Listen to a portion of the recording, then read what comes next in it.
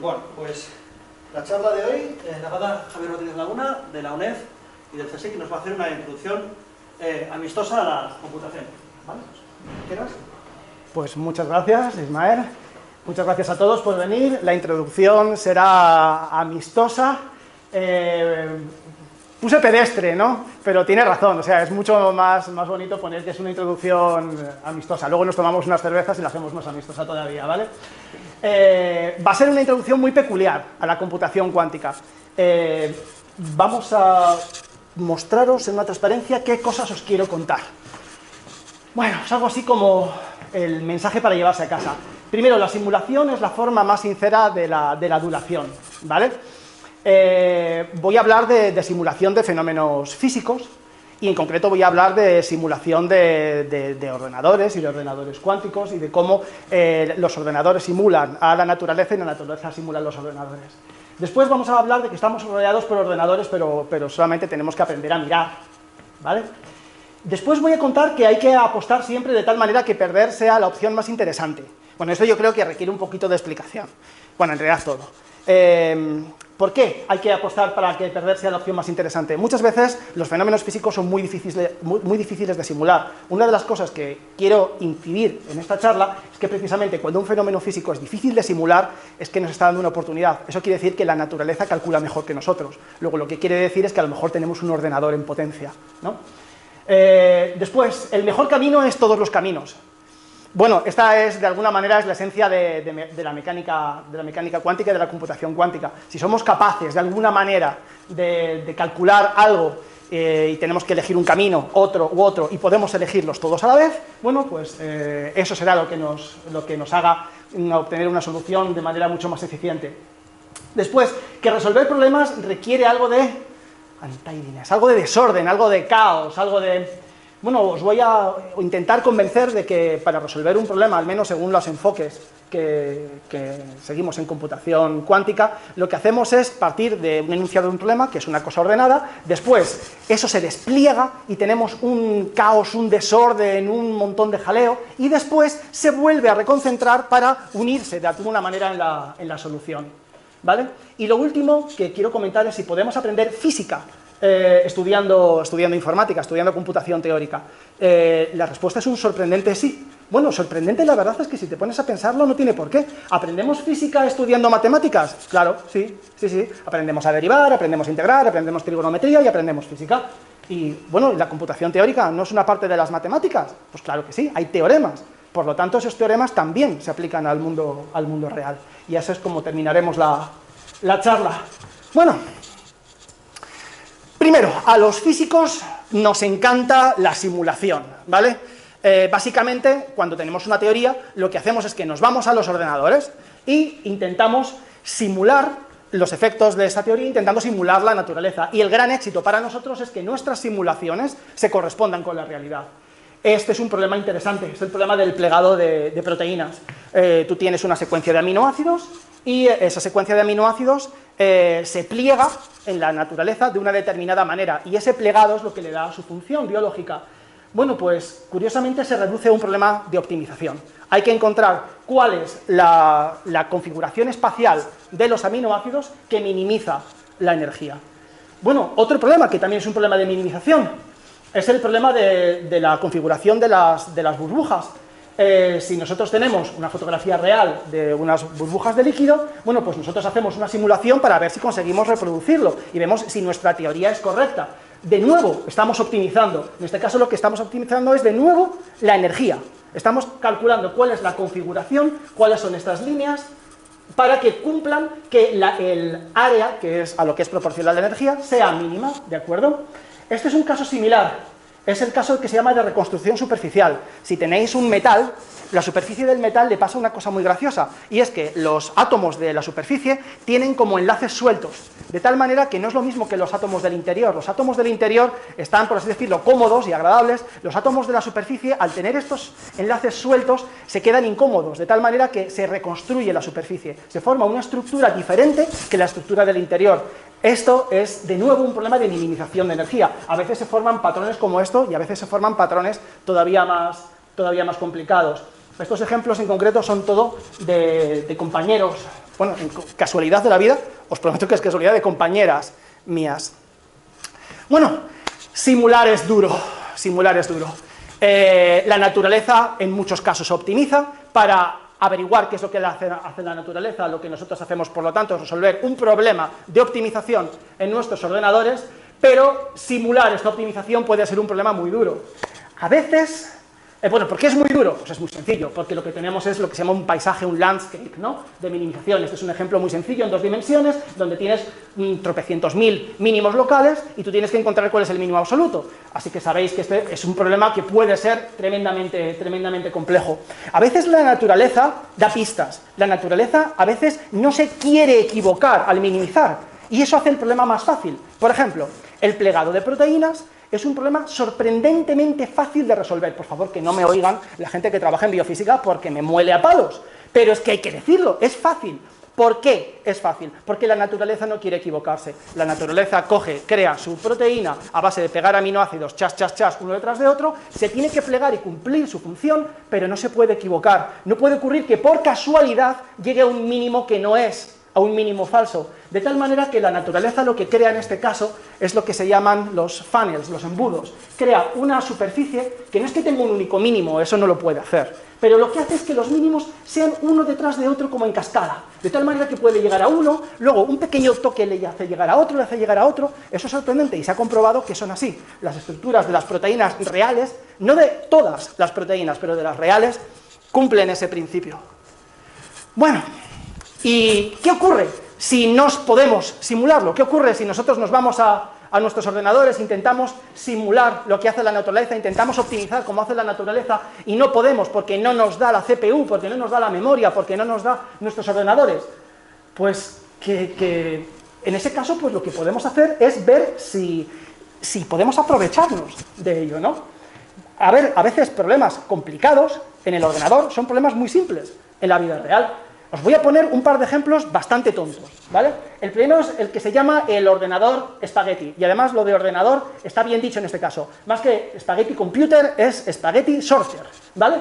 Porque lo que vamos a hacer es ordenar una serie de números. Bueno, si en algún momento me paso, me lo decís, pero yo creo que si os digo a vosotros que la ordenación creemos que es un problema en log n, creo que todo el mundo más o menos sabe lo que quiere decir, ¿verdad? ¿Sí? ¿Sí? De acuerdo. Muy bien, pues entonces, vamos a coger un manojo de espaguetis, cogemos uno a uno y les cortamos a la altura que marque el número que estamos considerando. Tenemos nuestra lista de números, nuestra lista de espaguetis. Uno, otro, y ahora cogemos todos los espaguetis, cogemos el manojo y hacemos ras. Y ahora simplemente cogemos el primero, el segundo, el tercero, el cuarto. Pues está bien, es O de 1. ¿Es O de 1? No, hay que contar bien, no es O de 1. Para empezar, he tenido que jugar con las tijeritas. Jugar con las tijeritas ya no es O de 1, ¿de acuerdo? Ya es O de n como mínimo, tengo que cortar. Pero además hay que tener cuidado a la hora de ver cuál es el tiempo que he tardado en decir primero, segundo, tercero. He tenido que encontrar el primero. Eso puede parecer que es trivial, no voy a deciros exactamente cómo, pero digamos que al final es peor este ordenador, escala peor que por ejemplo, que el Quicksort, ¿de acuerdo? Bueno, pues, pero es un ejemplo de lo que sería un ordenador analógico. Este me gusta también mucho, el ordenador de cordeles, ¿no? Consiste en el problema siguiente: imaginaos que tenéis un grafo y tenéis que encontrar los dos, un grafo con pesos, con distancias, una red de carreteras, y pero no tenéis obviamente el dibujo, no tenéis el mapa, tenéis solamente la red de carreteras en plan distancia de la ciudad A a la ciudad B tanto, de la ciudad B a la ciudad C tanto. Y tenéis que encontrar las dos ciudades más alejadas, ¿vale? Es un problema polinómico, ¿vale? No es ningún problema excesivamente complejo. Pero se puede resolver de manera analógica, de manera muy divertida. Simplemente lo que hacemos es cortar cordeles cuyas longitudes sean las longitudes de las carreteras, ¿de acuerdo? Y ahora las atamos 2 a 2 en ciudades, formando ciudades. 2 a 2, pero a veces serán 3, 4, ¿no? Según el número de carreteras que entren. Nosotros no sabemos ni siquiera si esto es planar o no es planar, no nos importa. Pero esto es una representación del grafo. Ahora os prometo que el siguiente algoritmo converge. Se coge un nodo cualquiera y se cuelga. Dejáis colgar la estructura, ¿no? Y entonces habrá uno que sea el que quede más bajo. Y me decís, mira, ya te vas a pasar de listo y me vas a decir que estos dos son los demás. No. Ahora lo que hago es coger el de abajo y repito, ¿de acuerdo? y de nuevo habrá un segundo que sea el que quede más bajo, y repito. Y en un número de iteraciones que es bajo, consigo, eso converge a las dos ciudades que están más alejadas, ¿de acuerdo? Converge con seguridad, creo recordar, y el número de pasos es pequeño, ¿no? Pero de nuevo creo que no es un algoritmo que pueda competir con los algoritmos que podríamos usar, ¿no? Básicamente uso del Dijkstra, un uso inteligente del algoritmo de Dijkstra, ¿no? Bueno, pero este es mejor, porque los que os he puesto eran para problemas polinómicos, pero este es para un problema que es NP completo. Es el problema que se llama de los árboles de Steiner. Imaginaos que sois funcionarios del Ministerio de Fomento y tenéis que diseñar una red de ferrocarriles que una una serie de ciudades con un recorrido total mínimo. Podéis hacer estaciones de tránsito en medio de la nada. Tenéis las ciudades, aquí sí tenéis el mapa de verdad, ¿vale? Y ahora lo que podéis hacer es uniones de vías, ¿no? En medio de la nada, si queréis, de tal manera que se una todo en un tiempo, en un recorrido mínimo, ¿no? Bueno, pues a unos señores se les ocurrió el siguiente experimento, que es muy chulo, y es coger una plancha de metacrilato y ponerle unos pivotes, ¿de acuerdo?, que representen a todas las ciudades. Y ahora eso se sumerge en agua jabonosa, ¿vale? Se sumerge en agua jabonosa y cuando se levanta, con mucho cuidadito, se ha formado una película de jabón que une las ciudades, que une todas las ciudades. Bueno, pues la energía mínima se produce cuando esta película forma precisamente nuestro árbol mínimo. Bueno, incluso se discutió que si eso resolvía el problema de P y NP, no lo resuelve, primero porque esto es un computador analógico inteligente, interesante, que funciona, pero nadie te ha demostrado que esto pueda funcionar realmente para tamaños grandes. O sea, lo que se trata es de ver cómo escalaría, ¿no? Esto como juguete funciona perfectamente, pero con 1, 2, 3, 4, 5 ciudades, eso lo hace hasta tu smartphone, ¿no? Entonces, pues no es... digamos que la gente que ha pensado que esto podría resolver problemas reales de complejidad algorítmica es porque no ha entendido de verdad cuál es la naturaleza de esos problemas. Pero en cualquier caso sí que nos dan muchas pistas, ¿no? Y nos dicen que, primero, la naturaleza no tiene por qué ser una máquina de Turing. Es decir, puede ser que la naturaleza compute de manera diferente a como computa una máquina de Turing. Y que puede ser que encontremos en la naturaleza modelos de computación más eficientes, ¿vale? Entonces, ¿puede la naturaleza simular eficientemente? ¿Podemos simular nosotros eficientemente la naturaleza en una máquina de Turing? En mecánica clásica puede ser, en mecánica cuántica os prometo que no. Y os voy a explicar por qué. Bueno, aquí tenemos a dos de mis personajes favoritos de la tele, a Sheldon y Penny, con los que vamos a aprender un poquito de mecánica cuántica. Bueno, en uno de los primeros episodios, Penny tenía un dilema moral tremendo y le pedía a Sheldon que se lo resolviera. Y entonces Sheldon le contaba la paradoja del gato de Schrödinger, que si el gato estaba vivo y muerto, o vivo o muerto, no sé cuántas cosas. Penny lo interpretó como que hasta que no abriera la caja y no midiera, hasta que no probara si su relación con Leonard podría triunfar o no, pues no podría saberlo de verdad, que dejara de comerse la cabeza y se lanzara. Sheldon no pensaba en eso, Sheldon pensaba a ver si contándole una patraña me deja en paz, ¿no?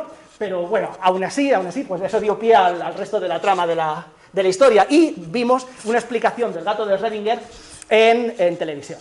Bueno, aquí tenemos al gato de Schrödinger. Lo que nos contaba Sheldon estaba mal, lo siento, o sea, adoro la serie, adoro The Big Bang Theory y de mayor quiero ser como Sheldon, pero estaba mal, porque lo que nos contaba era esto. Eso con franqueza no hace falta mecánica cuántica. Tú coges un gato, coges un vasito de veneno, lo metes dentro, no sabes si el vasito se ha abierto o no se ha abierto. 50% de probabilidades de que el gato esté vivo, 50% de probabilidades de que el gato esté muerto. O sea, ¿para qué hace falta mecánica cuántica para eso, señores? Es que no es eso. La mecánica cuántica nos dice que el gato está vivo y muerto a la vez, ¿vale? Y ahora es cuando vosotros me tenéis que preguntar, y con toda la razón del mundo, ¿y en qué se diferencia? ¿Cuál es la diferencia entre una cosa y la otra? Enorme, enorme. Vamos a verlo. Bueno, primero, porque gatito muerto más gatito vivo es gatito girado, ¿vale? ¿Con eso qué quiero decir? Con eso quiero decir que el estado gato vivo más gato muerto es otro estado nuevo. Es un estado nuevo que nosotros podemos detectar, podemos averiguar qué es ese. Vamos a ver, dado que los experimentos con gatos son, además de prohibidos por la ley, son altamente peligrosos para los experimentadores, y nosotros pues procuramos salvaguardar la integridad física de nuestros experimentadores, pues lo hacemos con átomos, ¿vale? Entonces, pues vamos a considerar átomos, son más chiquititos, más manejables. Entonces, este átomo puede tener lo que se llama un spin, que es básicamente, sabéis, una cosa parecida al momento angular, pero no es el momento angular, pues no importa. El caso es que puede tener una flechita para arriba o una flechita para abajo, ¿vale? No hay más posibilidades, o la flechita está para arriba o está para abajo. Muy bien, entonces, pues podemos tener un estado en el cual no sabemos si el spin está para arriba o para abajo, 50% de probabilidades de cada cosa. Eso es mecánica clásica, eso es probabilidades. Pero también podemos tener una combinación lineal, una suma, esto más esto. ¿Y eso qué es? Que el spin esté para la derecha.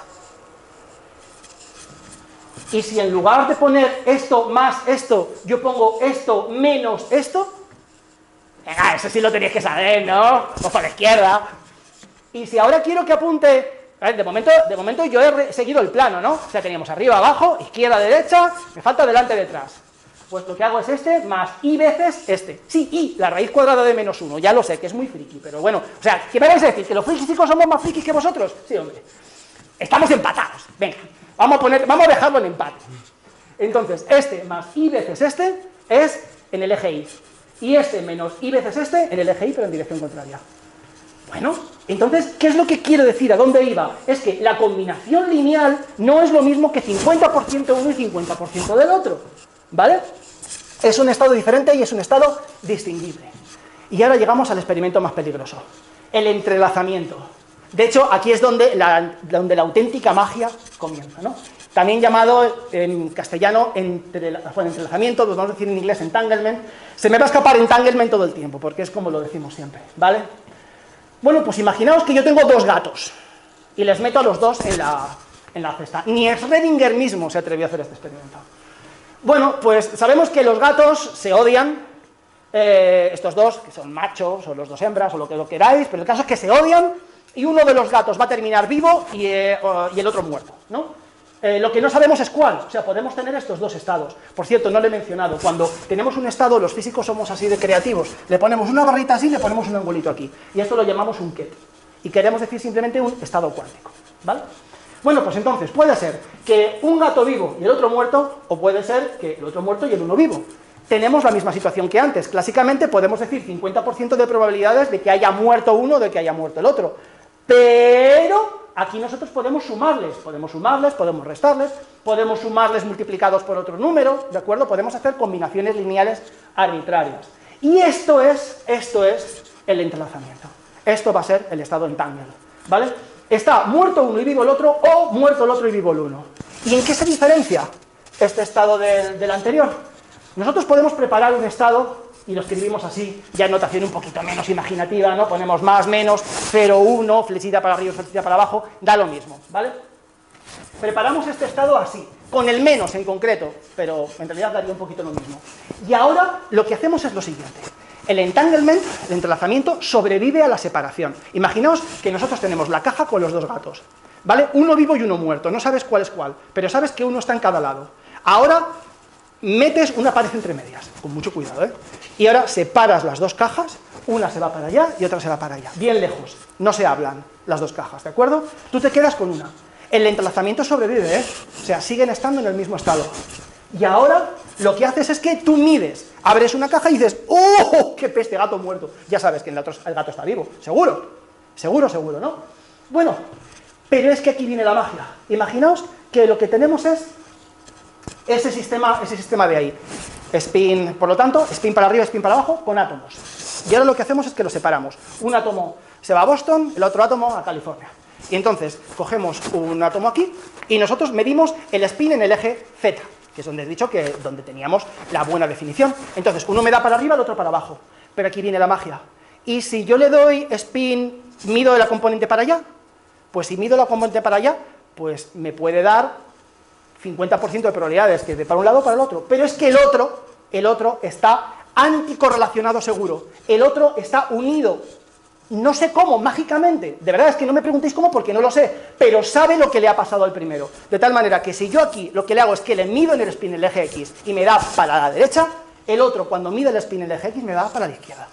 Si mido el spin en el eje, el que queráis, me invento el eje para allá. Si mido el mismo eje, el otro me va a dar en dirección contraria.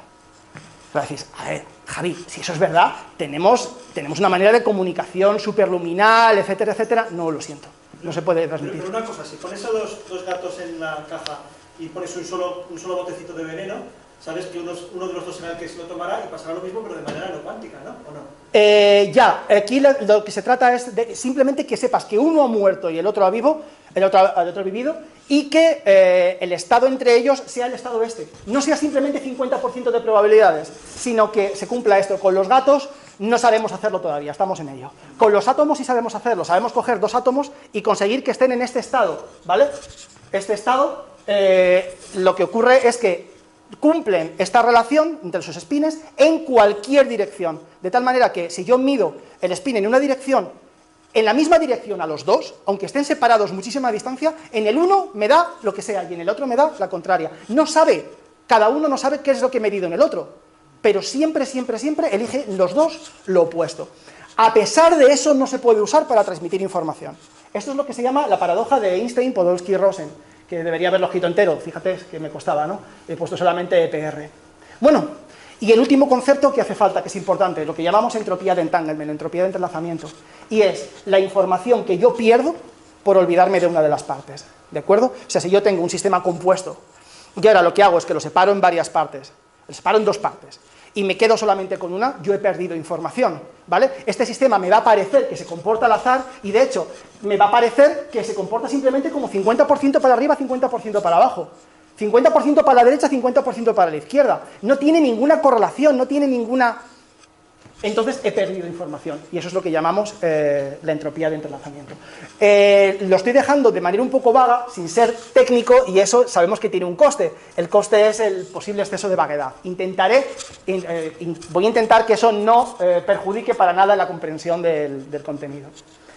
Bueno, pues vamos a estudiar ahora física de muchos gatos, o lo que llamamos nosotros física de muchos cuerpos, many body physics, ¿no? La manera más sencilla es una manera que está muy cercana a lo que hacéis los informáticos teóricos, que es el estudio de funciones. Una función de ondas es una función que va del conjunto 0,1 a la n en los números complejos. También podéis decir que en lugar de ser a los complejos, podéis pensar vosotros que es a los reales, podéis pensar, no hace falta que sea a los complejos. Os lo he dicho antes con i, pero básicamente tenemos todas las combinaciones posibles de ceros y unos, es decir, gato vivo, gato muerto, el primer gato está muerto, el segundo vivo, el tercero no sé qué, y cada uno tiene un peso, ¿de acuerdo? Básicamente es esto lo que tenemos aquí, es a cada configuración su peso. Eso quiere decir que tenemos 2 a la n componentes, eso es mucho, Y la clave no son, hasta donde sabemos, hasta donde nos han llevado los experimentos, no son epistemológicas, son ontológicas. ¿Eso qué quiere decir? Que existen, que son reales. Las probabilidades, imaginaos que tuviéramos el sistema con los gatos. Con los gatos, lo que podéis decir, 2 gatos, metemos una caja, yo sé que uno vivo y uno muere, ¿no? De tal manera que los separo, 50% de probabilidades, podéis asignar probabilidades a todos los eventos.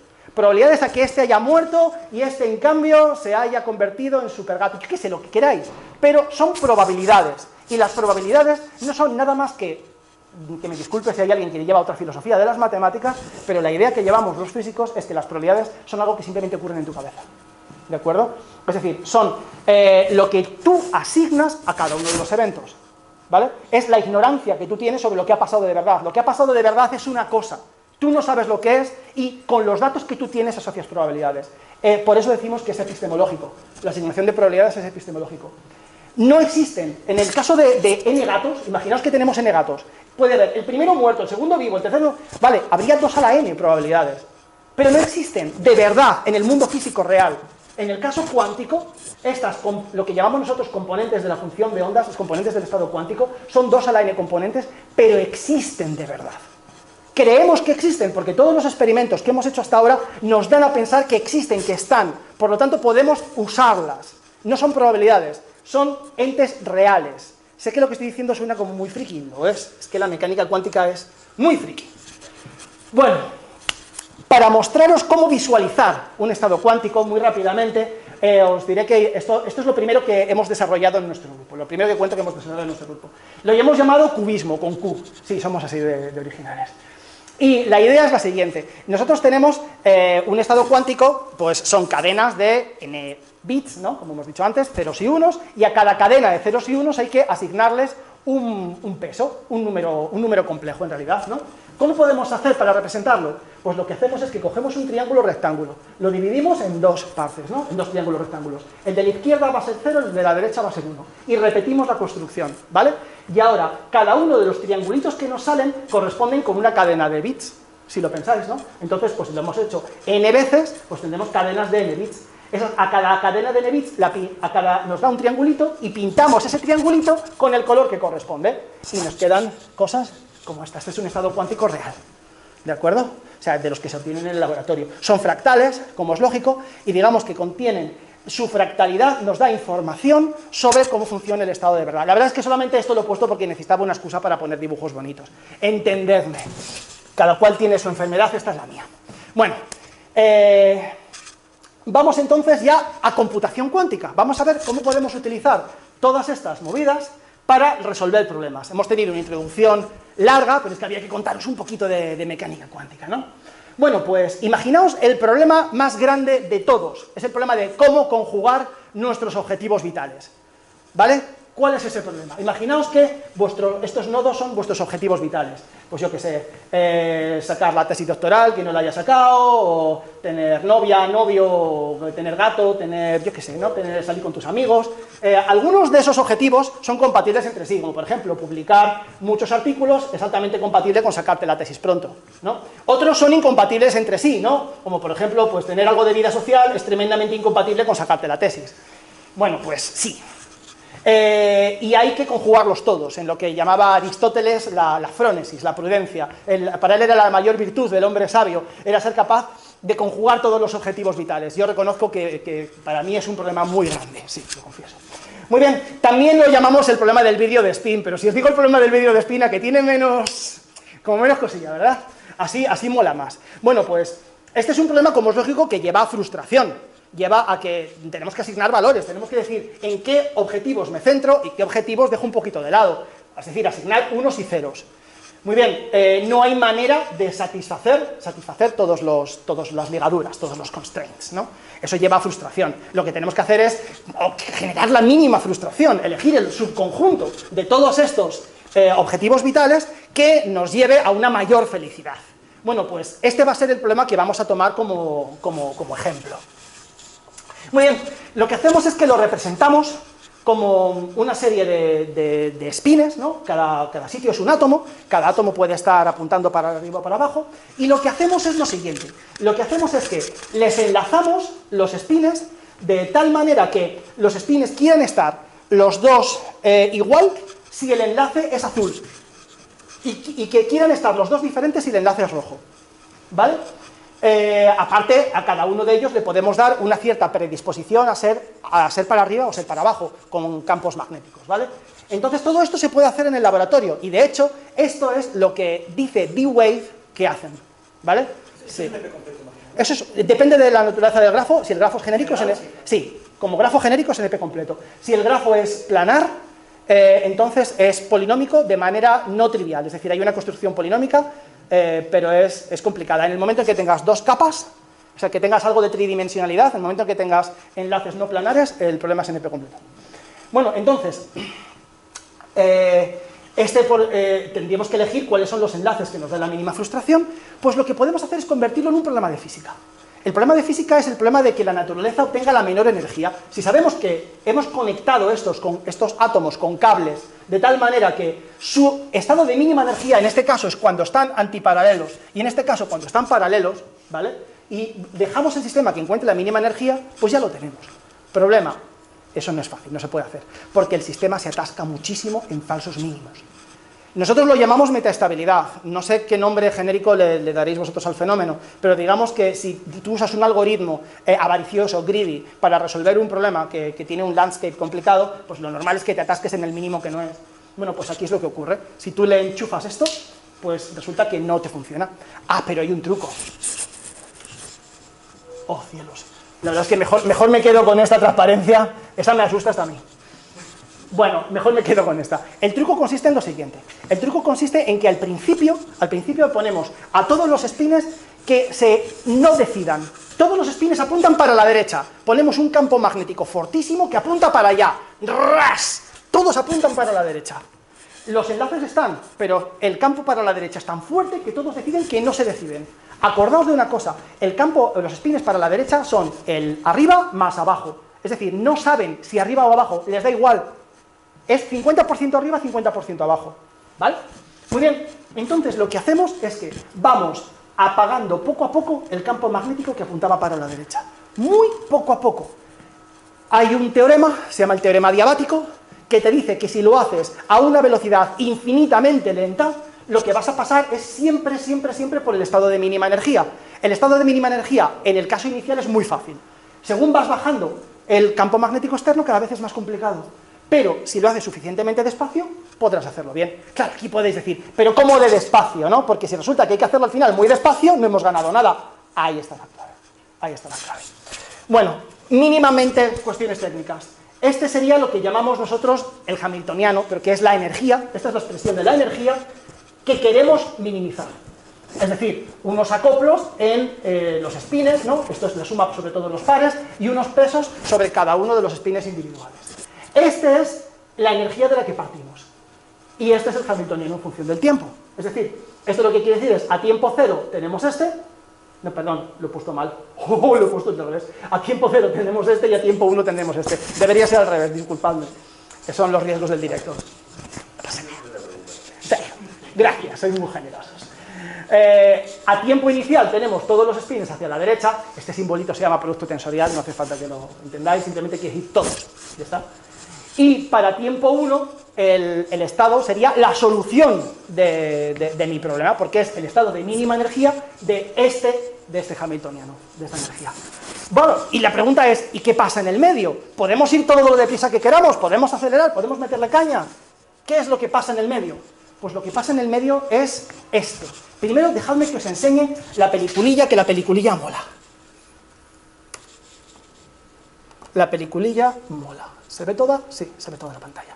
Entonces, lo que se ve es el estado cuántico, cómo evoluciona. Al principio solamente tenía dos triangulitos, lo habéis visto abajo, ¿no? Pero ahora, según nos vamos avanzando, se va haciendo más complejo, más complejo, más complejo. Va notándose cada vez más que es fractal, ¿de acuerdo? Y según avanzamos, bueno, disculpadme, lo he puesto al revés, porque la solución, lo he puesto para que la solución fueran los dos triangulitos de la esquina, de tal manera que es que lo he puesto como aparecía en la pizarra, puesto que evoluciona al revés.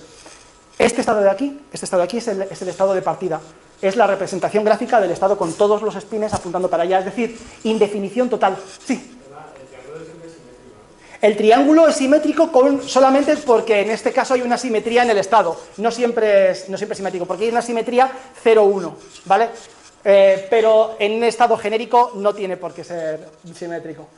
Entonces, lo que ocurriría de verdad, disculpadme, es la película justamente ocurriendo al revés. Empezaríamos por este estado que es todos los estados posibles con el mismo peso, le da igual, democracia de todos los estados, nos da igual, y ahora poco a poco irían definiéndose las estructuras hasta que acabaríamos con el estado que solamente tiene una estructura viva, ¿no? Que es la esquinita, esta esquinita de aquí, esta esquinita de aquí, que es la primera que ha aparecido, bueno, en realidad las dos, porque las dos son simétricas, las dos resuelven el mismo problema.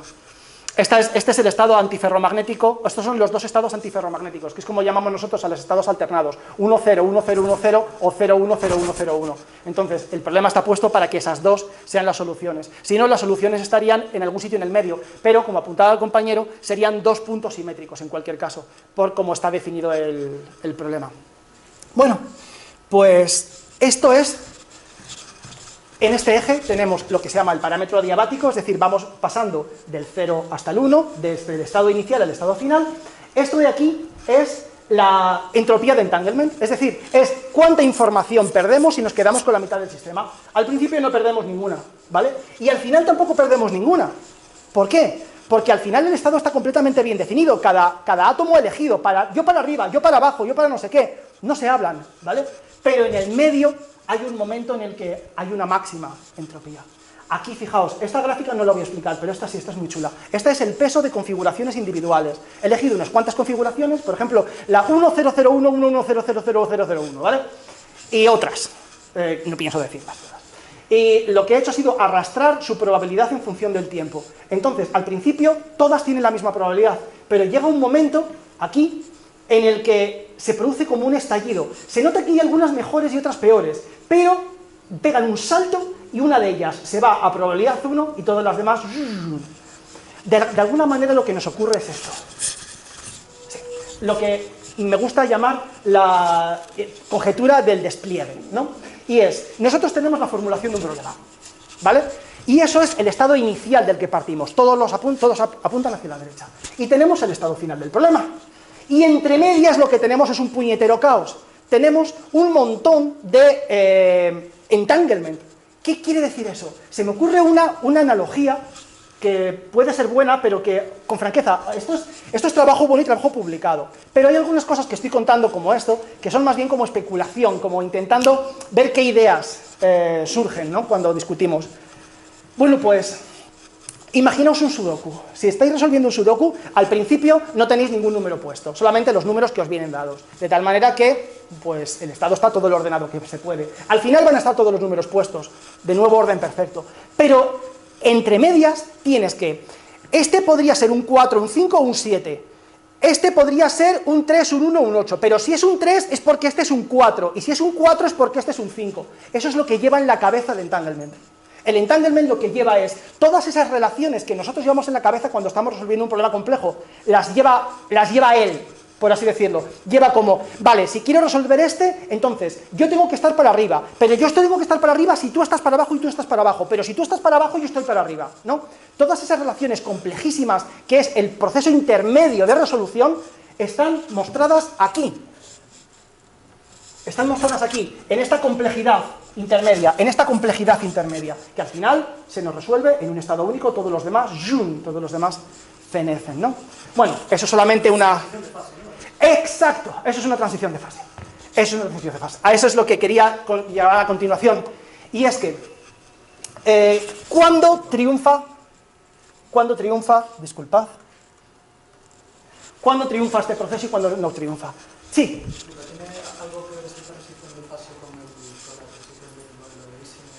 Sí. Ahora hablo un poquito más de eso. Déjame antes que haga un pequeño inciso, y es qué tipo de problemas se pueden resolver con este paradigma. Este paradigma se llama computación cuántica adiabática, AQC. Es lo que han programado, lo que han creado, o eso afirman los de D-Wave, que no podemos estar seguros del todo, porque hay todavía discusiones entre la gente que se dedica a computación cuántica sobre si lo han conseguido o no lo han conseguido, porque como no desvelan lo que han hecho y solamente han fabricado una serie de prototipos y se lo han regalado a determinadas compañías, pues no tenemos claro. Han regalado alguna universidad, pero no pueden abrirlo y mirar, así que pues no tenemos manera de saber lo que hacen. Y todo lo que hace la máquina de D-Wave, hasta ahora, todo se puede hacer con ordenadores normales en un tiempo razonable. Entonces, han factorizado, por ejemplo, el número 143. Joder, está bien, ¿no? Hace 2 años habían factorizado solamente el 15, pero es que han llegado hasta el 143, lo cual está bien, ¿no? Está bien. Lo de la factorización, no usan lo que se llama el algoritmo de Shor, usan un algoritmo que en realidad es totalmente equivalente. Está demostrado que la computación adiabática cuántica es universal, en el sentido de que lo que se puede resolver en tiempo polinómico con cualquier otro tipo de computación cuántica, se puede resolver en tiempo polinómico con la AQC, ¿de acuerdo? Entonces, se sabe que el algoritmo de factorización de adiabático es equivalente al algoritmo de Shor, y es mucho más sencillo de explicar. Lo único que hace es minimizar una energía, plantea la energía de tenemos un número y queremos factorizarlo, n igual a p por q, pues decimos la energía es n menos p por q. Fijaos qué simple. Y ahora lo que hago es que, por supuesto, ahora implementalo técnicamente, ¿no? Si queréis luego os entro en los detalles de cómo se hace. Pero básicamente es, minimizo la energía del hamiltoniano n menos pq. Si eso consigo que sea 0, es que lo he factorizado, ¿no? La búsqueda sin ordenar, lo que se llama el algoritmo de Gruber, es decir, la búsqueda en una base de datos desordenada, se demuestra que escala como raíz de n, en lugar de escalar con n. Hay aceleración, pero no hay esa aceleración exponencial todavía no lo hemos conseguido. Lo de los números de Ramsey es interesante, es una cosa que han hecho los de D-Wave. Los números de Ramsey, no sé si sabéis lo que son, si tenéis un grafo arbitrario de n sitios, entonces está demostrado que para un n a partir de determinado tamaño existe o bien una clique de m sitios o bien existe un conjunto independiente de m sitios. Para un n arbitrario, todos los grafos tienen que cumplir una o la otra. Eso se llaman los números de Ramsey, en los tamaños de los grafos para que de seguro tengamos o una clique, sabéis lo que es una clique, ¿no? Un subgrafo de todos con todos, o un conjunto independiente, es decir, de nodos que no se hablan entre sí. Entonces, los números de Ramsey son muy complicados de obtener y, según dicen los de D-Wave, han conseguido números de Ramsey altos con su máquina, ¿no? La física de verdad, o sea, no simulación. Sí. Estos dos son los que se han hecho con experimentos reales. Los demás se sabe cómo se harían, pero todavía no se han hecho, ¿no? ¿Cuál es el problema experimental? Lo que llamamos el gap. Vamos a ver, nosotros empezamos estando en el estado de mínima energía. Cuánticamente, uno puede estar en el estado de mínima energía o uno puede, por desgracia, saltar a lo que se llama el primer excitado o los siguientes excitados, que son...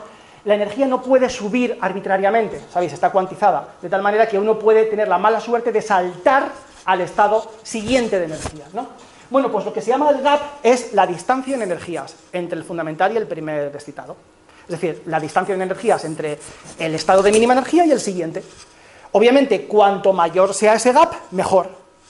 Esta es la cota matemática, esta es la condición matemática. Si queremos una probabilidad de éxito mayor que 1 menos epsilon, tenemos que hacer que esta medida, que es a qué velocidad vamos, por así decirlo, dividido entre el gap al cuadrado, tiene que ser que menor que epsilon. Esto es lo que nos está dando las cotas que os estoy dando, diciendo, bueno, pues esto es polinómico, esto sería exponencial, etcétera, etcétera, en el caso cuántico. Y con eso tienes certeza, o sea, si garantizas que vas a la velocidad que sale de esa ecuación, sí, la probabilidad de éxito es por el verso. Exacto. Y se cumple bastante bien. La computación cuántica diabática es técnicamente muy buena. Técnicamente es menos sensible a lo que se llama la decoherencia, a los efectos térmicos, etcétera, etcétera. Técnicamente realmente es la mejor opción. Pero es que no sabemos realmente si va a conseguir el santo grial. Perdón, ya no sé ni en qué dirección le doy. El santo grial, antes de que os cuente esto. El santo grial es la aceleración exponencial. Es decir, conseguir resolver un problema NP completo en tiempo polinómico, teniendo como tenemos la creencia de que P y NP son diferentes, que sobre esa conjetura trabajamos siempre, ¿no? Entonces, eso no lo hemos conseguido y no sabemos si lo podemos conseguir por un motivo, por lo que comentaba el compañero de la transición de fase, que es verdad, son como las transiciones de fase de física estadística, como la transición de fase del modelo de Ising. Hay un mapping misterioso, muy misterioso, que te lleva las transiciones de fase cuánticas en dimensión D a transiciones de fase clásicas en dimensión D más 1. Entendemos la matemática, pero no entendemos por qué, de manera profunda, son análogas, pero eso es otro tema. En realidad, la que he mostrado es en dimensión 1, pero el grafo que he mostrado no era en dimensión 1. De hecho, era un grafo que no tenía una dimensión bien definida hasta que no sepas a qué familia de grafos perteneces. Estaba hecho con un grafo que es de una familia de grafos aleatorios con conectividad fija, ¿vale? Entonces, la dimensión de eso termina por ser dimensión infinito. O sea, si calculas un equivalente a la dimensión, se llama la dimensión espectral, al final te da que es un sistema de dimensión infinita. Os iba a contar que el problema es lo del gap, y lo del gap coincide siempre. El momento en el que el gap es más bajo es el momento en el que el entanglement es más alto. ¿Por qué? No lo sabemos. Nos estamos matando de verdad por averiguar eso, porque si conseguimos separar el gap del entanglement es cuando nos irá bien. Ahora os intento explicar por qué y eso será al final de la charla. Para que entendáis qué es lo que pasa con el gap. Vamos a ver, nosotros estamos intentando llevar el sistema desde el estado cuántico, profundamente cuántico, hasta el estado clásico, sin que, entre comillas, se despierte. Aquellos de vosotros que seáis padres vais a entender esta analogía. El niño se te ha dormido en el sofá, ¿vale? Coges el niño y ahora te tienes que llevar al niño a la cama sin que se despierte. Despacio, por favor, que no se despierte. Y está la puerta cerrada. Vas a ver, o sea, va a ser coger el picaporte y se va a despertar, ¿no? Pues lo que nos ocurre es que siempre terminamos por encontrar una puerta. Y decimos, calla, pues no pasa nada, dejamos la puerta abierta de antemano. Entonces el niño no se duerme. No sé si me explico. No hay manera de no encontrar la puñetera puerta. Y la puñetera puerta, cada vez que la abrimos, el niño se despierta. Entonces, tenemos esa dificultad. Y decís, bueno, ¿se podrá encontrar alguna manera de que no haya gap, que haya un gap muy alto siempre? No lo sabemos. Os enseño una simulación chula para que veáis qué estamos haciendo. De verdad, fijaos. ¿Sabéis lo que es el annealing simulado? Simulated annealing. Imaginaos que queréis encontrar el mínimo de esta función en 2 dimensiones. Lanzo un montón de pelotitas que están dando saltos a una determinada temperatura simulada, ¿vale? Y lo que va a ocurrir es que cuando la temperatura llegue a 0, pues algunas de ellas habrán encontrado el mínimo, otras no. Si tengo mala suerte, no encontrará mi particulita el mínimo, ¿no? En este caso la verdad es que unas cuantas se me han dispersado, unas han encontrado el mínimo absoluto, que por cierto es este de en medio, otras han quedado en otros mínimos, no he tenido mucha suerte. Bueno, pues os digo cómo simulamos el annealing cuántico. Para simularlo matemáticamente es equivalente a esto. Tengo el mismo número de partículas, pero ahora las partículas son réplicas de la misma partícula, es una sola partícula cuántica. La partícula cuántica consiste en coger un montón de réplicas, unirlas por muelles, ¿vale? Y soltarla. Ya está, lo demás es lo mismo. Os lo prometo. Esto es lo que se llama el Path Integral Monte Carlo de la integral de camino. Entonces, fijaos qué es lo que ocurre. Estoy bajando la temperatura, una temperatura ficticia, ¿de acuerdo? Porque esto está todo a temperatura 0. Y lo que ocurre es que las partículas rezagadas, las que se van a otros mínimos, terminan por ser atraídas por efecto túnel, terminan por ser atraídas al mínimo que es. De alguna manera, pues es una especie como de sistema democrático, en el que votan las réplicas que van mejor, votan con más peso y dicen a las demás, no, va a ser por aquí, es por aquí, venid. Esto, como es lógico, es un sistema que nos puede servir para hacer optimización en ordenadores clásicos. Y es un método que lo estamos usando. Es decir, la simulación del annealing cuántico lo usamos como un método de optimización. ¿Cuándo funciona? Es gracioso. Ningún método funciona perfectamente, ningún método funciona en todos los casos. Lo bueno es tener un buen toolbox, una buena caja de herramientas y saber utilizarla, saber cuándo hay que utilizar cada una. El annealing cuántico funciona cuando tenemos un montón de mínimos falsos, pero las distancias entre los mínimos son pequeñas. Las barreras a lo mejor son muy altas, ¿vale? Las barreras altas suelen fastidiar bastante los métodos, pero este no, porque las partículas pasan por efecto túnel. ¿De acuerdo? Eso sí, si los distintos mínimos están muy alejados, olvidaos, este método no funciona. Entonces, la diferencia entre el clásico y el cuántico es tener en cuenta las ligaduras. Sí. Las réplicas, las distintas réplicas, se hablan entre sí y intentan estar juntas, quieren estar juntas. Y con un ordenador clásico, donde la memoria no es cuántica, simulando eso, ¿se puede conseguir beneficios parecidos a los que tendría uno en el entorno físico, donde de verdad todos los estados están a la vez y se tiene esa magia? No, vamos a ver, esto al final es una simulación clásica, ¿vale? Entonces, la magia cuántica viene de que realmente están operando a la vez todos, ¿no? Aquí lo que estamos... Es que estás intentando hacer la operación con todas las entradas posibles a la vez. Eso. Estás explorando todas a la vez una especie de paralelismo máximo, ¿no? Si usaras todas, entonces el coste sería tremendo. De alguna manera aquí lo que estamos haciendo es un sampling, un muestreo, teniendo unas cuantas, ¿no? Que es un poquito de trampa. En este caso funciona, pero digamos que esto no conseguirías nunca el speed up, la aceleración. Me recuerda a algunos algoritmos de computación evolutiva, tipo Claro, artículos de optimization y todo eso. claro. Si en realidad es un método más para el toolbox. Lo que os quiero decir es que es un método que también podéis usar, aunque haya nacido en física cuántica, pero que es un método que podéis utilizar. Bueno, pues lo último ya que os cuento es, se nos ocurrió en nuestro grupo lo siguiente. Hay una manera bastante eficiente de almacenar las funciones de onda, es decir, los estados cuánticos. Esas 2 a la n componentes que os he dicho, el peso que lleva cada una de las 001, 01, 01, 0001, ¿no? Cuando hay una manera eficiente de guardar algo, eso quiere decir que esa manera eficiente de alguna manera ha capturado el espíritu deseado, ¿no? Es decir, si los JPGs almacenan bien las fotografías, porque de alguna manera JPG sabe qué tipo de imágenes nosotros solemos usar como fotografías, ¿no? Entonces, lo que hacemos es que la componente S1 hasta Sn, S1 es 01, Sn 01, es la traza de este producto de matrices. Cogemos unas matrices, dos matrices por cada sitio. Entonces, la matriz 1 la ponemos la 0 o la 1, la matriz 2 la 0 o la 1, la matriz 3 la 0 o la 1, ¿no? Multiplicamos las matrices y sacamos la traza. La ventaja es que esto son muchos menos números, son 2n matrices, las matrices pongamos que son de dimensión m por m, así que es 2 por n por m cuadrado. Si m es chiquitito, es mucho menor que 2 a la n. No hace falta entrar en los detalles, solamente os diré que de alguna manera estas matrices son similares a matrices de transición de autómatas finitos, ¿vale? Lo importante es que tenemos una buena manera de comprimir los estados reales que se generan en el laboratorio como estados de mínima energía. Solamente esos, un estado genérico no, como es lógico. Un estado genérico tiene 2 a la n componentes, pero esos de alguna manera se comprimen bien así. Entonces se nos ocurrió, ¡ay calla! Podríamos hacer una simulación con esos estados. Ponemos un m lo suficientemente alto, o mejor, un m adaptativo, que lo elija, ¿no?, a cada momento. Y lo que hacemos es que vaya adaptando el estado según va pasando la evolución del computador cuántico adiabático. ¿Y qué es lo que ocurrió? Primero, la dimensión de la matriz crece, porque tiene que ver con el entanglement. Cuanto más nos acercamos a la transición de fase, más crece. Y en el momento de la transición de fase, el m es muy alto.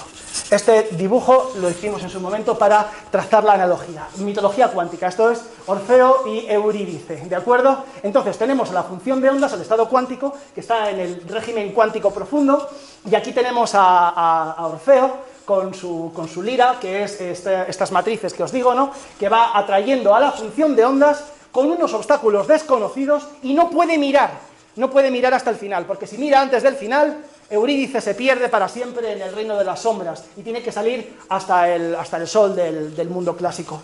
Claro, este método solamente funcionará si m no es muy alto, como es lógico. Si m crece exponencialmente con n, la hemos cagado. Depende todo de m. Y entonces se nos ocurrió esto que es un artículo que publicamos el año pasado. Lo llamamos predicciones físicas de p distinto de np.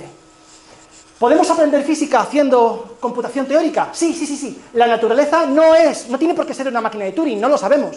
Así que no podemos hacerlo así, pero sí podemos hacer una cosa. Aunque la naturaleza no sea una máquina de Turing, nuestros ordenadores lo son. Luego lo que sabemos es que ninguna simulación de una computación cuántica diabática podrá resolver un problema en NP completo en tiempo polinómico. Siempre suponiendo que P sea distinto de NP, ¿de acuerdo? Entonces, si P es distinto de NP, mi ordenador, haciendo la simulación que he inventado antes, la que os he puesto ahí, o esta otra que es mucho más sofisticada, no conseguirá resolver ningún problema en tiempo polinómico. ¿Por qué no? Bueno, sabemos que el único límite de este método es el M, es decir, el entanglement. Luego sacamos la conclusión. Si intentamos resolver un problema NP completo así, la conclusión es que debemos encontrar una transición de fase cuántica. Tenemos que encontrar una barrera, una censura dada por la mecánica cuántica, que la mecánica cuántica ha venido aquí, ha estudiado con vosotros, se sabe el teorema de Cook-Levin y se sabe todas esas cosas, y sabe, ¡ah, calla! Chaval, estás intentando engañarme, estás intentando resolver un problema NP completo, ¡no te voy a dejar! Así que subo la entanglement, raca, transición de fase al canto, y nuestro método zasca de boca.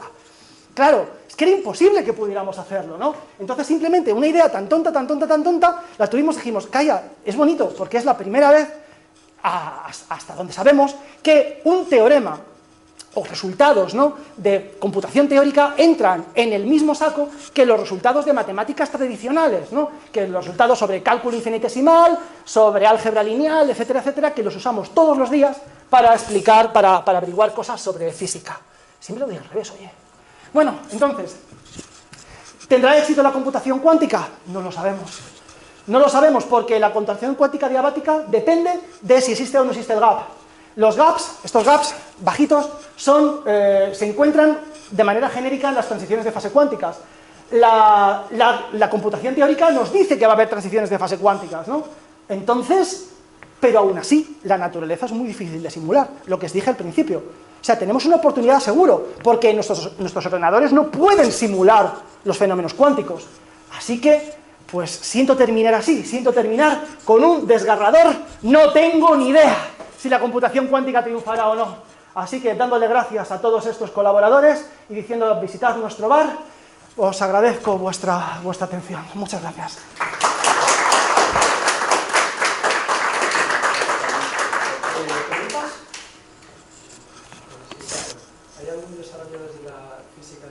que intente de alguna manera probar el P distinto de NP. Si me estás diciendo sensatos, no. Sensatos, no. A ver, gente, por ejemplo, lo que os dije antes, esta gente que hicieron lo de los árboles de Steiner, pues después salieron otros señores, cuyo nombre no citaré por no darles una publicidad que no merecen, explicando que así habían demostrado que P era distinto de NP, porque dijeron que como simular física clásica es P, y... no, que P era igual a NP, como simular física clásica es P, ¿no? Y esto resolvía su método o sea, el método resolvía un problema en NP completo, por lo tanto, el del jabón, por lo tanto P era igual a NP. O sea, dos cosas. Uno, nadie ha demostrado que la simulación de la mecánica clásica sea P, ¿vale? No tenemos ni idea. Y segundo, nadie ha demostrado que eso sea un método escalable para resolver el problema de los árboles de Steiner. O sea, con 5 nodos sí, pero ¿cómo sabes que si lo haces con 80.000 nodos y sacas tu plancha enorme de metacrilato, eso va a tener un árbol de Steiner bien hecho? Pues lo más probable es que tenga defectos, y tú no sabes cuál es la probabilidad de que se forme la película de jabón que tú quieres. Entonces, ha habido intentos un poquito así descabalados, intentos serios, no. Ahora, estamos muy cerca de esa línea de pensamiento, más quizás de lo que vosotros, si sois informáticos teóricos, más de lo que tendéis a pensar. O sea, nos interesan mucho los avances en esa línea. Entonces puede ser que, podría ser que P cuántico fuera igual a NP cuántico y que a la vez P siguiera siendo distinto a NP. Claro, existen las clases cuánticas en analogía a las clases clásicas, ¿no? No he hablado de ellas, pero esto es lo que se llamaría la clase polinómica cuántica, ¿no? Que no se sabe si engloba o no engloba a la clase NP. O sea, que puede ser que con experimentos cuánticos uno podría hacer esto en tiempo polinómico y sin embargo, como clases NP y NP que están definidas en base a la máquina de Turing, que no estamos hablando de tiempo, sino de pasos de acuerdo con un modelo formal. Exacto. Podría ser que fueran distintos en NP y NP, sin embargo, que ha habido un método físico eficiente para poder hacer pruebas. De todas maneras, la clase BQP, la clase polinómica cuántica, también está definida formalmente ya, ¿vale? De alguna manera ha salido del reino de la física pura y ya ha entrado en el reino de las matemáticas, en el sentido de que está también, entre comillas, también definida como la clase P. Pero podría ser efectivamente que con esa definición formal, P cuántico sea igual a NP cuántico, pero que P sea distinto de P. Exacto, perfectamente posible, sí. ¿Más preguntas? Los algoritmos que has presentado, no sé si ha sido casualidad, pues que es así en general, lo que se lleva haciendo ahora, están como programados ad hoc en hardware, ¿no? Ajá. Esto es así y si no, si hay alguna línea de investigación que intente tener una especie de máquina en la que puedas programar con un lenguaje, con unas instrucciones concretas y que no sea ad hoc, ¿no? Te entiendo. Vamos a ver, lo más parecido a lo que tú dices, vamos a ver, primero, la computación cuántica no nació siendo computación cuántica diabática, que es como tú dices, entre comillas, la generas en el hardware. Eso no es verdad del todo, porque tú programas los acoplos, ¿sabes lo que te quiero decir? Entonces, tú quieres resolver tal problema, lo mapeas a un problema de vidrio de spin, que siempre puedes hacerlo, existe un mapping polinómico a problemas de vidrio de spin, y ahora tu problema de vidrio de spin le resuelves programando los acoplos, pero aún así da una sensación que no es programación, entre comillas, de verdad, ¿no? La computación cuántica nació con circuitería, nació en una lógica más parecida a lo que vosotros hacéis, era aplicando puertas lógicas cuánticas. Lo que ocurre es que eran muy difíciles de implementar. Hay un montón de bibliografía al respecto, de hecho la mayor parte de los libros que tienen más de 5 años es lo que cuentan, y además también de alguna manera la implementación siempre tenía que ser igual, siempre tenía que ser implementar las puertas en hardware, puesto que no tenemos nada parecido a algo universal, pues estaría genial una máquina de Turing cuántica, ¿no? Que simplemente fuera programas las amplitudes de probabilidad en lugar de programar las transiciones, ¿no? Dices, en lugar de ser del estado 4 paso al estado 5 y dibujo un 0, ¿no? Pues eso, o a lo mejor dibujo un 1 con probabilidad tal y con probabilidad cual, ¿no? Pues no, algo así no existe de manera efectiva, ¿no? Pero entiendo lo que dices, te deja una sensación un poquito extraña, porque parece como que todo hay que hacerlo vía hardware. Tampoco hay un análisis teórico de lo que podría ser un conjunto de instrucciones, una especie de interfaz que podría permitir un algoritmo cuántico en general. Depende de lo que entiendas por un ordenador cuántico. Aquí, digamos, hay que ir un poquito más abajo. Si lo que quieres es un resolutor de problemas. Un ordenador, si lo estamos definiendo de manera abstracta como una máquina tal que una vez que está preparada, una vez que está programada, cuando yo le meta un input me dará un output, ¿no? Y la programación es la manera de estructurar esa máquina, entonces sí que lo tenemos. Lo que pasa es que es muy diferente de cómo programamos ordenadores. Es muy diferente, pero de alguna manera eso ya está. Los ordenadores cuánticos no serán los ordenadores para hacer un sistema operativo, no, serán ordenadores siempre pensados en resolver un determinado problema. Serán universales, en el sentido de que el mismo ordenador cuántico, tú tendrás tu ordenador cuántico, y seguramente, ahora ya voy a soñar, ¿vale? Seguramente estará implementado en tu placa base de tu ordenador clásico, ¿vale? Entonces lo que hará es que cada vez que tú quieras usarlo, igual que teníamos los coprocesadores matemáticos, los que somos viejunos los hemos usado, vosotros que sois más jóvenes seguramente no habéis tenido la desgracia de usarlos, pues tenías tu procesador y al lado tenías el coprocesador matemático, que tenías que exigirle que te hiciera las cuentas complicadas. Bueno, sí, si programáis en CUDA o cosas por el estilo, pues viene a ser eso. Entonces, problema que es muy difícil, se lo damos al microcuántico, le programamos los acoplos, hacemos antes un preprocesado para pasarlo a un problema de vídeo de spin, que es el problema natural, por así decirlo, o a lo mejor mañana es otro, pero hacemos un preprocesado para convertirlo en el tipo de problemas que él sabe resolver, ¿vale? Y le pedimos que lo resuelva, leemos la solución y seguimos trabajando, pero nunca serán la CPU normal. No sé si me explico. Solo puede enfocar problemas de optimización, Esos son los problemas que puedo, pero problemas de optimización puedes mapear a problemas de optimización casi cualquier cosa. Se me ocurren muy pocos que no. pero habría que hacerlo. Sí, claro, primero, por eso digo, el preprocesado es casi imprescindible. Sí. Una cosa que no me ha quedado muy clara. A mitad de la charla has dicho algo así como que es posible que la mecánica clásica se pueda simular en una máquina de Turing, pero la mecánica cuántica... No way. Sí. Pero es que luego más adelante también has dicho que no se sabe si la naturaleza es una máquina de Turing, ¿no? Ah, ya, bueno, sí se sabe que no lo es. Bueno, no, tiene razón, no lo podemos saber. Lo que pasa es que si nos creemos la mecánica cuántica, ¿vale? Entonces nos tenemos que creer que las 2 a la n componentes de la función de ondas están todo el tiempo en paralelo. Eso quiere decir que, bueno, puedes decir, pues es una máquina de Turing, pero en un paralelo exponencial. Si lo piensas así, si extiendes a un modelo de computación en el cual pues tienes una computación en paralelo que crece, no linealmente con el número... A ver, si quieres simular física clásica, tienes que simular en paralelo, porque cada átomo se mueve independientemente de los demás, pero con un paralelo que sea proporcional al número de sitios de tu espacio, tienes. No sé si me explico. Es decir, imaginaos que la geometría del espacio fuera una red, ¿no? Siempre hay que hacer una discretización, si no, no podemos trabajar. Entonces, esa red tiene n sitios.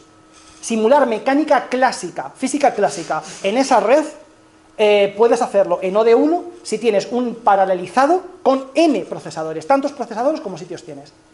Eso yo creo que sí que debería ser verdad. Más una cosa es la complejidad algorítmica y otra cosa es si la computabilidad, si se puede o no. Ah, claro, computabilidad siempre. Es decir, en el momento en que tenemos una teoría efectiva, es computable, pero mucho ojo porque aquí hay sutilezas. El problema del gap, lo que os he dicho antes, de si existe o no existe gap, un compañero de aquí de la Complu, del departamento de análisis de la Complu, David, ha demostrado recientemente, la verdad es que el chaval se ha ganado todas las cervezas del mundo con esto, ha demostrado que el problema dado un hamiltoniano, saber si tiene o no tiene gap, es indecidible. Te cagas. O sea, indecidible en la lectura que vosotros le dais de la indecibilidad, ¿vale? Es decir, que tú puedes calcularlo para un determinado tamaño, otro tamaño, otro tamaño, otro tamaño. Bueno, pues lo que ha demostrado él, por así decirlo, es que no hay ningún tamaño que te asegure que ya no hay sorpresas. Puede ser que no haya gap, o que haya, ¿no? Hasta tamaño 200 millones, 300 millones, y que para 300 millones y uno, ahí está, cambia, ¿no? En ese sentido, el problema es indecidible. No hay nunca certeza de haberlo resuelto por completo. ¿Hay algún mapeo entre un problema NP y un sistema físico mapeado al problema que exhiba metastabilidad? Es decir, ¿hay una relación directa entre la metastabilidad de un sistema físico con una formulación de un problema NP análogo a ese sistema? Claro. Si tú coges el problema del vídeo de spin en una red en la cual tú sepas, o sea, una red más allá de bidimensional, que sabes que el problema es NP completo, entonces tú ahora lo intentas resolver clásicamente. Bueno, pues clásicamente lo que te va a ocurrir es que tú tienes la cantidad de... Lo que te ocurre es el fenómeno de envejecimiento, aging. Tú tienes un sistema de estos sistemas desordenados de vídeo de spin y tú le intentas enfriar. Es la manera de llegar al estado fundamental, a la mínima energía, ¿no?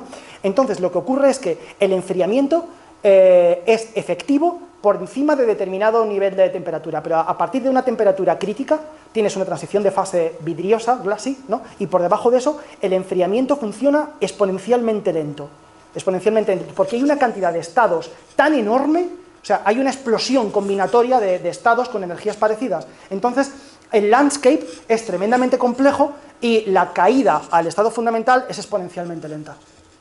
Se puede hacer la letra para cualquier problema general que represente para el SAT, que bueno, que para dos variables legales no es NP, pero cuando incrementas lo de... 2 SAT es P, ¿verdad? 3 SAT ya es NP completo. Bueno, pues sí que se puede hacer un mapping a un vídeo de spin. Eso lo hacía la gente de la SISA.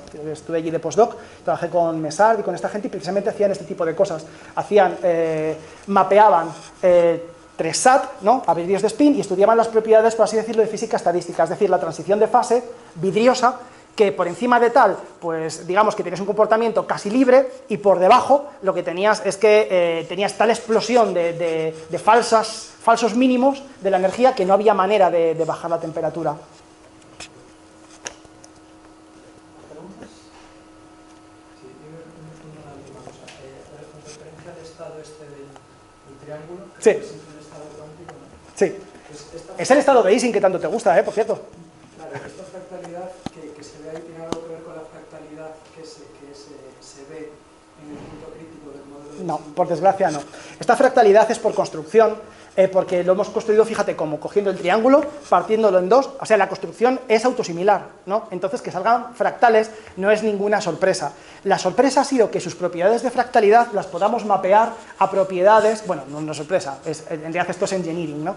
Las podemos mapear a propiedades del estado, pero la fractalidad en realidad le pasa a cualquier estado que sea invariante por traslaciones, porque fijaos, el primer bit es left y right, ¿no? El segundo bit es dentro de cada uno de los triángulos left y right. El tercer bit es cada uno dentro de cada uno de los triángulos left y right. Entonces, si es fractal es porque de alguna manera todos los bits contienen más o menos la misma información, ¿no? Claro, entonces, es un sistema muy complejo, de 0,1 a la n en los complejos, ¿no? Entonces, al mapearlo, obviamente al mapearlo en un triángulo, pues tenemos una gran ventaja, podemos visualizar, está guay, pero obviamente la complejidad SER tiene que haber ido a algún sitio, y se ha ido a la fractalidad.